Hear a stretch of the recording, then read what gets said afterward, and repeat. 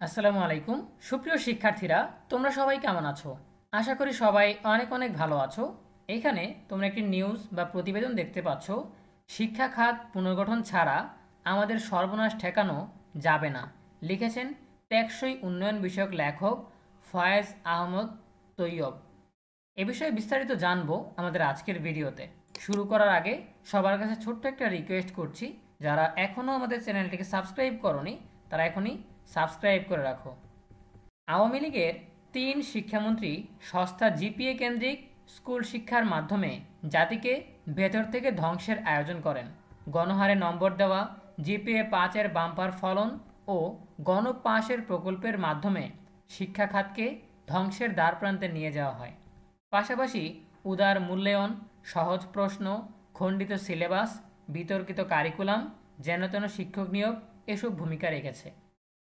মানসম্পন্ন শিক্ষক ট্রেনিংয়ের অনুপস্থিতি, ট্রেনিং অ্যান্ড ডেভেলপমেন্ট বরাদ্দ স্বল্পতা এবং সারা দেশের ১ লাখের কাছাকাছি শিক্ষকের খালি পদ শিক্ষাকে ক্লাসরুম থেকে উঠিয়ে দিয়েছে। জাতিকে ভেতর থেকে ধ্বংসের যেসব আয়োজন করেন তারা, সেগুলোর সংস্কারে দ্রুত হাত দিতে হবে। শিক্ষায় মানসম্পন্ন পরিবর্তন আনতে হলে সবার আগে চাই গভীরতর অডিট বা নিরীক্ষামূলক কার্যক্রম, বিদ্যমান প্রকল্পগুলোর যাচাই বাছাই এবং কী প্রভাব পড়েছে তা নিয়ে অনুসন্ধান। শ্রেণী শিক্ষাকে, পরীক্ষার প্রশ্নকে আর উত্তরপত্র মূল্যায়নকে যে কোনো মূল্যে মানে ফেরাতে হবে। তবে স্কুলে কম্পিউটার প্রদানের প্রকল্পগুলো অব্যাহত রাখতে হবে। যেসব কম্পিউটার ও ল্যাব আদৌ সচল কিনা, কোথায় সচল কোথায় অচল, যোগ্য আইটি টিচার আছেন কিনা, এসবের নিয়মিত অডিটের চর্চা চালু করা দরকার। কম্পিউটার শ্রেণী শিক্ষায় ব্যবহার না করে শুধু প্রিন্টিং আর স্ক্যানিংয়ে ব্যবহার করা, কম্পিউটার প্রিন্টিংয়ের কালি কেনার দুর্নীতি থামিয়ে শ্রেণী শিক্ষাকে সফটওয়্যার ভিত্তিক লার্নিংয়ের রোডম্যাপ বানাতে হবে। পারফরম্যান্স ও গবেষণা ফোকাসহীন পদায়ন, পদোন্নতি, ঘুষ নির্ভর দলীয় বদলির প্রতিটি বিষয়কে সঠিক বিশেষজ্ঞের সমন্বয়ে ওয়ার্কিং গ্রুপে ভাগ করে ডিপ স্টাডি করে করণীয় ঠিক করতে হবে। আওয়ামী লীগ আমলের সব বিশ্ববিদ্যালয়ের দলীয় chairman, VC, proctor, pro VC সরিয়ে দিয়ে সৎ ও নির্দলীয় প্রশাসক নিয়োগ দেওয়া জরুরি। ইতোমধ্যে কিছু বিশ্ববিদ্যালয় থেকে অনেকে পদত্যাগ করেছেন। নিয়মতান্ত্রিক এবং পারফর্মিং প্রশাসক লাগবে আমাদের। দেশের স্কুল কলেজের অভিভাবক কমিটিতে রাজনৈতিক নেতৃত্ব থাকা নিষিদ্ধ করতে হবে। দলীয় লেজুর ভিত্তিক ছাত্র রাজনীতি, শিক্ষকদের লাল নীল সাদা দলের রাজনীতি, শিক্ষা প্রশাসনের শতভাগ নিষিদ্ধ হয়ে যাওয়াই ভালো। বিপরীতে শ্রমের পরিবেশ, মজুরি কাঠামোর অধিকারের জন্য শিক্ষক কর্মচারী কর্মকর্তাদের সমিতিগুলোকে আন্তর্জাতিক মানের ট্রেড ইউনিয়নে রূপান্তর করা যেতে পারে। ছাত্র ও শিক্ষকেরা চাইলে পার্টি অফিসে এসে রাজনীতি করবেন এবং গণতান্ত্রিক অধিকার চর্চা করবেন। বৈষম্য বিরোধী ছাত্র আন্দোলনের বড় শিক্ষা হচ্ছে, ন্যায্য আদায়ের অধিকার আদায়ের দাবি উঠতে সরকারি কিংবা বেসরকারি শিক্ষা প্রতিষ্ঠানে দলীয় রাজনীতির দরকার পড়ে না। স্কুল, কলেজ, বিশ্ববিদ্যালয়ের দেয়াল নির্মাণ, রং করা, দৃষ্টিনন্দন গেট, এগুলোই মনোযোগ না দিয়ে গুণগত টিচার্স ট্রেনিং, মানসম্পন্ন টিচিং স্টাফ, গুণগত ক্লাসের লেকচার কীভাবে নিশ্চিত করতে হবে, এটা প্রাইমারি স্কুল থেকে বিশ্ববিদ্যালয় পর্যন্ত আলাদা আলাদা ওয়ার্কিং গ্রুপে ভাগ করে পরিকল্পনায় আনতে হবে। বাইরের সৌন্দর্য নয়, ভিতরের শিক্ষাকে মানে ফেরাতে হবে স্কুল, কলেজ, বিশ্ববিদ্যালয়ে। আমাদের লাগবে মানসম্পন্ন ও দক্ষতা নির্ভর শিক্ষা, যে শিক্ষার বাজার চাহিদা আছে। হ্যাঁ, অবশ্যই নৈতিকতাও লাগবে। তবে হ্যাঁ, প্রতিটি শিক্ষা প্রতিষ্ঠানে স্বৈরাচার ও বৈষম্য বিরোধী আন্দোলনে নিজ নিজ শিক্ষার্থীদের স্মরণে সৌধ নির্মাণ করা দরকার। স্বৈরাচারের বিরুদ্ধে যারা প্রাণ দিয়েছেন তাদের স্মরণে বিমূর্ত সৌধ করে অধিকার আদায়ের সংগ্রামী চেতনাকে প্রজন্ম থেকে প্রজন্মে পৌঁছে দিতে হবে। শিক্ষাকে ক্লাসরুমে ফেরাতে হবে। ক্লাসরুমে শিক্ষাকে ফেরানোর এ কাজ মহাযজ্ঞ। এর প্রধানতম একটি হাতিয়ার হবে ডিজিটাল ট্রান্সফরমেশন। ক্লাসরুমে সফটওয়্যার ভিত্তিক লার্নিং বা লার্নিং সফটওয়্যার, টিচারদের training and development, learning and certification software, school ও ক্লাসের প্রশাসনিক কাজে সফটওয়্যার ইত্যাদি সব কিছুর জন্য, এমনকি বিশ্ববিদ্যালয়ের ক্লাসরুম বুকিং ম্যানেজমেন্টের জন্য আমাদের অনেক সফটওয়্যার ফুটপ্রিন্ট তৈরি করতে হবে। নিয়োগ ও বদলি বাণিজ্য থামাতেও কর্মদক্ষতা অনুসারে নিয়োগ, সঠিক লোককে সঠিক জায়গায় বসানো এবং চাহিদা অনুযায়ী নিয়োগ বা বদলিকে সফটওয়্যার ভিত্তিক ব্যবস্থাপনায় এনে অটোমেশন করা যায়। এতে ঘুষচক্রে বাধা দেওয়া যাবে। এমনকি কলেজগুলোয় পুরনো কোর্স ও আসন কমিয়ে কর্মদক্ষতার জন্য যুব ট্রেনিং, বিদেশিমুখী শ্রমবাজারের উপযোগী অনলাইন কোর্স, সফটওয়্যার লার্নিং কেন্দ্রিক ক্লাসরুম কোর্স খোলা যেতে পারে। জাতীয় বিশ্ববিদ্যালয়ের বেকার তৈরির কোর্সগুলো দক্ষতাভিত্তিক রূপান্তর করতে হবে। জাতীয় বিশ্ববিদ্যালয় ও সব মাদ্রাসায় কারিগরি শিক্ষা, কম্পিউটার, আইটি অফিস ওয়ার্কিং স্কিলগুলো বাধ্যতামূলক করতে হবে। কলেজ বিশ্ববিদ্যালয়ের নতুন কোর্স খোলার বিষয়ে নতুন ভবনের আলাপ ওঠে, অথচ বিদ্যমান ক্লাসরুমগুলোর দৈনিক ব্যবহার গড়ে 4 ঘন্টার বেশি নয়।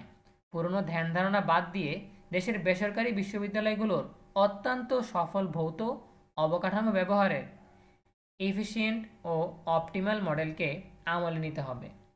ডিজিটাল রূপান্তরকরণে বিলিয়ন ডলার বিনিয়োগ করা লাগবে এবং হাজার হাজার কারিগরি রিসোর্স ও বিষয়ভিত্তিক গবেষণার পিছন থেকে কাজ করবেন।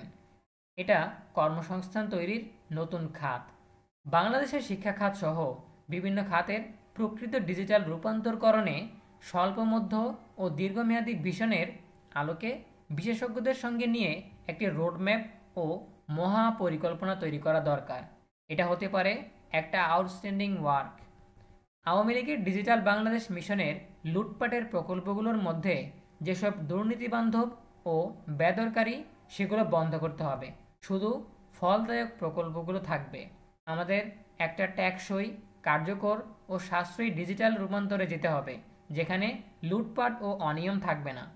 রিসোর্স ইন্টিগ্রেশন এবং সম্পদ ব্যবস্থাপনার খাতগুলোর দিক থেকে এটা হবে অন্তর্ভুক্তিমূলক ডিজিটাল রূপান্তর মাস্টার প্ল্যান। আমাদের শিক্ষকদের পর্যাপ্ত প্রশিক্ষণ দিয়ে ভাষা, গণিত, বিজ্ঞানের আধুনিক কারিকুলাম পড়ানোর মতো দক্ষ করে গড়ে তুলতে হবে। দেশে স্কুল কলেজে গণিত, বিজ্ঞান ও ভাষা শেখানোর জন্য মানসম্পন্ন শিক্ষকের প্রকট অভাব রয়েছে। এক্ষেত্রে শিক্ষার ডিজিটাল রূপান্তরকরণে টিচার্স ট্রেনিং সফটওয়্যার মডিউল, ছাত্র শিক্ষকদের জন্য লার্নিং মডিউল সহ অতি গুরুত্বপূর্ণ ভূমিকা রাখতে পারে। এটা করে গেলে আমাদের শিক্ষকদের প্রশিক্ষণ ভালো হবে, মানসম্পন্ন শিক্ষক তৈরির পথ প্রশস্ত হবে, ক্লাসের প্রস্তুতির মানও ভালো হবে, শিক্ষার্থীরা ইফিসিয়েন্ট লার্নিং সিস্টেম পাবেন, শিক্ষকদের দৈনন্দিন দাপ্তরিক কাজ কমবে, ক্লাসরুমে সময় বেশি দিতে পারবেন, গবেষণাও। অযোগ্য শিক্ষকদের কি করা হবে? এ প্রশ্ন গুরুত্বপূর্ণ। তাদের সফটওয়্যার লার্নিং প্রোগ্রামে এনে স্তরে স্তরে মান উন্নয়ন করার চেষ্টা করতে হবে, নাকি একাধিক পরীক্ষার মাধ্যমে শনাক্ত করে শিক্ষা থেকে সরিয়ে শুধু দাপ্তরিক কাজে নিয়োগ করা হবে? এটা নিয়ে রাজনৈতিক নেতৃত্বের দিক নির্দেশনার দরকার হবে। ব্যক্তিগতভাবে আমি চাকরিচ্যুতি পরিহার করে যথাসম্ভব কর্ম রূপান্তরের পক্ষে। তারপরও অযোগ্য শিক্ষকদের মাধ্যমে দেশের ভবিষ্যৎ প্রজন্মের সর্বনাশ থামাতে হবে। স্কুল কলেজের সিলেবাস পুনর্মূল্যায়ন করে আন্তর্জাতিক মানের কারিকুলাম দরকার। বিশ্ববিদ্যালয়ের কোর্স কন্টেন্ট শ্রমবাজারের দক্ষতার চাহিদার ভিত্তিতে রিমেক করতে হবে। এসব কাজ রাজনৈতিক নেতৃত্বকে করতে হবে না। তারা ভিশন দেবেন, ওয়ার্কিং গ্রুপ তৈরি করে দেবেন। শিক্ষা মন্ত্রণালয়, শিক্ষা বোর্ড, কারিগরি শিক্ষা বোর্ড ও বিশ্ববিদ্যালয় মঞ্জুরি কমিশনে সঠিক নেতৃত্ব তৈরি করে দায়িত্ব অর্পণ বা বন্টন করতে হবে। বাংলাদেশ প্রকৌশল বিশ্ববিদ্যালয় বুয়েট বা ঢাকা বিশ্ববিদ্যালয় ঢাবি সহ প্রতিটি জায়গায় বর্তমান বিশ্বের এবং দেশের শ্রমবাজারের জন্য দরকারি দক্ষতা তৈরির জন্য নতুন নতুন কোর্স চালু করতে হবে। বিদ্যমান কোর্সগুলো যেখানে দরকার সেখানে সংস্কার আনতে হবে। পাশাপাশি বেসরকারি বিশ্ববিদ্যালয়গুলোকেও আধুনিক কোর্স শুরুর অর্থায়ন, শ্রমবাজারে কম চাহিদার কোর্স রূপান্তরে সর্বোচ্চ সহায়তা দিতে হবে। বাংলাদেশের কলেজ বিশ্ববিদ্যালয়ের মানধাতার আমলের কোর্স দেশে বিদেশের শ্রমবাজারের উপযোগী নয়। এর সুলুক সন্ধান রকেট সায়েন্স নয়। দূরে যেতে হবে না। চীন, ভারতের সঙ্গে প্রতিটি কলেজ বিশ্ববিদ্যালয়ের ডিপার্টমেন্টগুলোর কোর্স ম্যাপিং করলেই সব বেরিয়ে আসবে।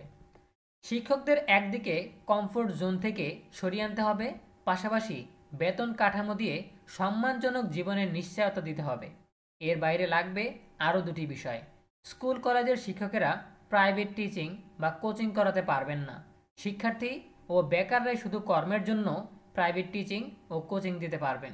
এক্ষেত্রে কোচিং সেন্টারের সঙ্গে প্রশ্নপত্র ফাঁস ও নিয়োগ জালিয়াতিকে ভেঙে দিতে এসব কাজে প্রযুক্তির ব্যবহার করতে হবে। আওয়ামী লীগ ব্যাংক ও বাজেট লুট করেছে।